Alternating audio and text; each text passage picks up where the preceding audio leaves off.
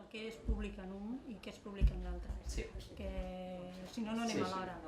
I que la Mercè al final també va compartir allò que vaig publicar amb l'altre. Albert, dona data. Ja hem arribat. Què tal? L'Associació Llengua Nacional engega un any ple de novetats, l'any en què la seva revista arriba al número 100 i des de la Junta s'han plantejat diverses activitats per commemorar aquesta fita. Una d'elles és el nou portal web, una eina des de la qual informarem de tota l'actualitat. Inclou un blog per donar veu als nostres col·laboradors i tindrem un repositori amb totes les revistes. S'hi podran fer cerques per temes o autors. 100 números implica que ja fa una bona colla d'anys que l'associació és al peu del canó. Enguany, com s'havia fet en els inicis, recuperem les activitats obertes a la ciutadania.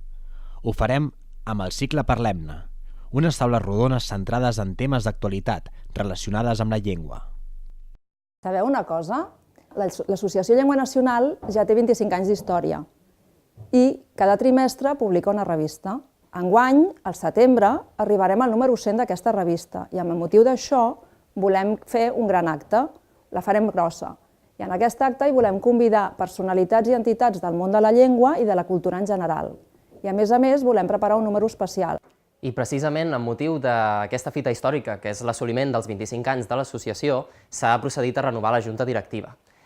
Aquesta junta aplega noves maneres de veure la llengua, sobretot enfocades en diversos àmbits professionals. Tots som filòlegs o lingüistes que ens dediquem professionalment al món de la llengua, però amb sensibilitats diverses i diferents, la qual cosa fa que la revista s'enriqueixi i que la junta de l'associació pugui fer noves activitats i proposar altres maneres de veure la llengua.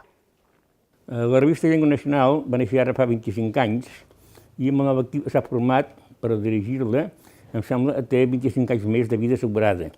Això vol dir que s'assegura la continuïtat de la revista. Jo sempre considero empreses com Llengua Nacional la cosa més important de totes és la continuïtat.